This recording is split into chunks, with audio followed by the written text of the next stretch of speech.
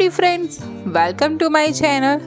આજની આપણી એક હેલ્ધી બ્રેકફાસ્ટ રેસીપી છે, એ મારા સ્ટાઇલમાં બનાવવાની છે, જે હું મારા ઘરે બનાવતી હોઉં છું અને મારા ફેમિલીને ખૂબ જ ભાવતી હોય છે। રેસીપી છે વેજીટેબલ ઉપમા।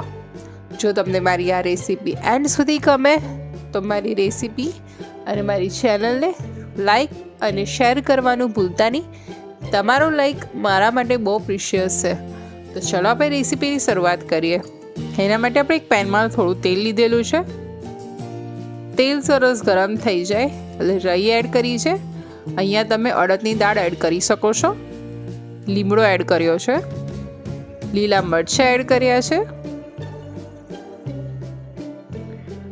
હવે એને 1-2 મિનિટ કૂક કર્યા બાદ ડુંગળી એડ કરી છે। હવે ડુંગળીને બી સરસ તેલમાં સાંતળી લઈએ।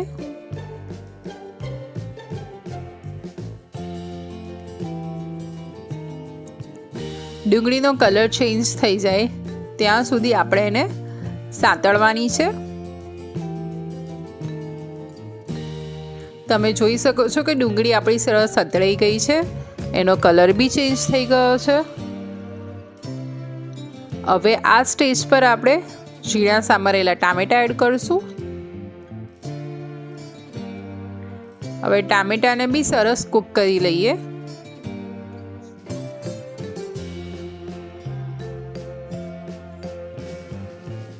ટામેટા આપણા થોડા સોફ્ટ થઈ જાય એટલે આપણે એમાં હળદર, મીઠું,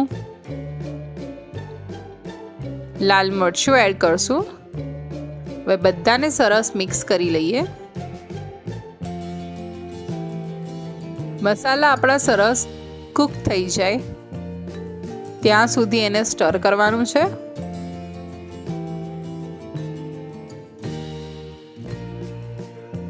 હવે આપણે એમાં સોજી એડ કરેલી છે। હવે એને બી સરસ મિક્સ કરી લઈએ।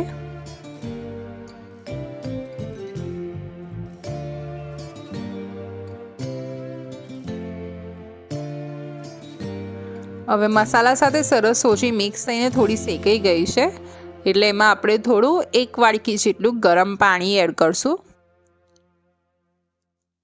અને એને સરસ કન્ટિન્યુ સ્ટર કરીશું।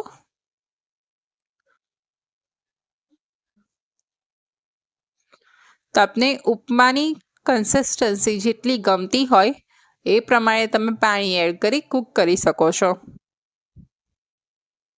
હું અત્યારે સેમી થીક રાખી રહી છું કારણ કે મારા ઘરે એ ટાઈપનો ઉપમા પસંદ છે। તો મારો ઓલમોસ્ટ ઉપમા રેડી થઈ ગયો છે। હવે એને 1-2 મિનિટ અગેન કૂક કરી લઈશ। તમે જોઈ શકો છો કે ઉપમા સરસ કૂક થઈ ગયો છે। હવે એને ફ્લેમ ઓફ કરી દઈશ।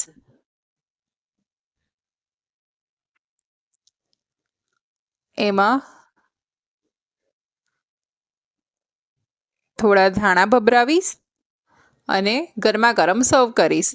તો મારો વેજીટેબલ ઉપમા રેડી થઈ ગયો છે। તો આવી બીજી રેસીપી સાથે ફરી મળીશ। આવજો, જય શ્રી કૃષ્ણ।